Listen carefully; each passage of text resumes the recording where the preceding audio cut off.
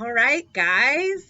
Survivors of the Holocaust. The true stories of 6 extraordinary kids. Today is Trudy's story. All right. Get to it, Trudy.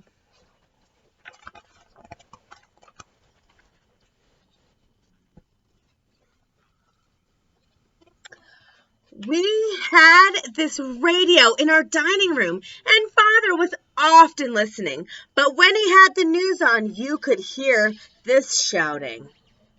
Oh, that's Hitler. And that, of course, was the typical Hitler speech making. Stomp, stomp, stomp, stomp, stomp.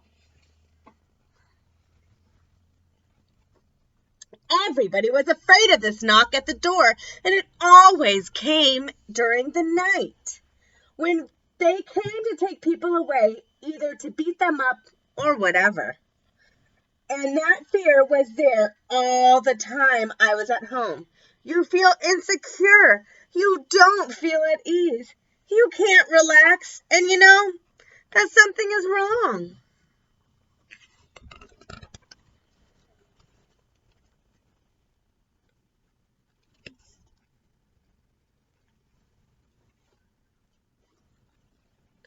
The Germans didn't come into Czechoslovakia until March 15th, 1939.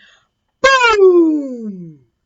I realized that my parents wanted to get the other children away to safety.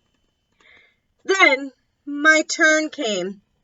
I left home on March 28th, 1939. The only thing I remember is getting into a taxi.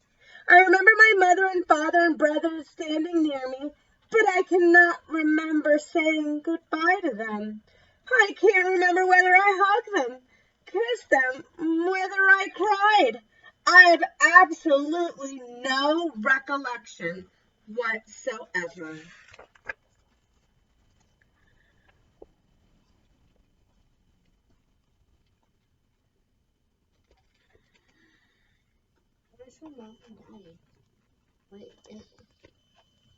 We were traveling by train across Europe to London, but I ended up in Wallsend on the Tyne near Newcastle, where a very kind family had offered to give me a home.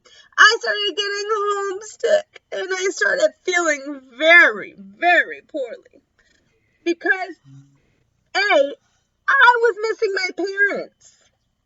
B, I didn't speak one word of English. The food was totally different. I'd never eaten toast, porridge, kippers, marmalade, all of these normal English things. Must have been very scary. And I just basically cried as long as I stayed. Oh, so sad.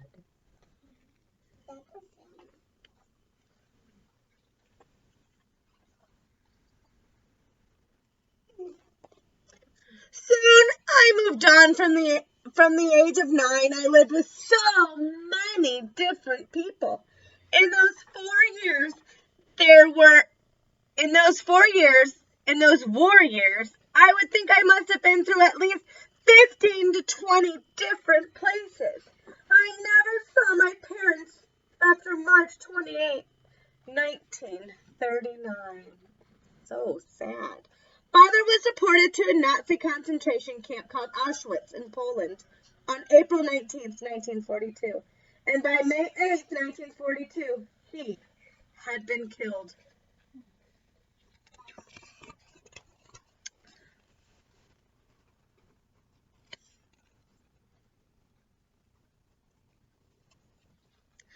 The last proper evidence I have that my mother was alive when she was transported to a small concentration camp in Bratislava called Sered.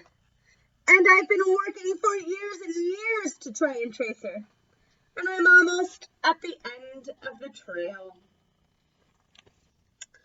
I received some evidence from a testimony given by somebody in 1962 who could have been on the same transport that my mother was taken on, and on a death march in which she would have been shot. and killed.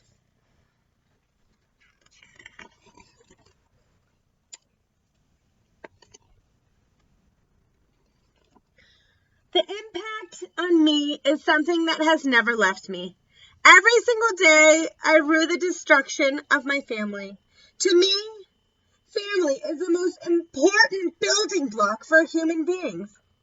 And that's why I find it so hard today.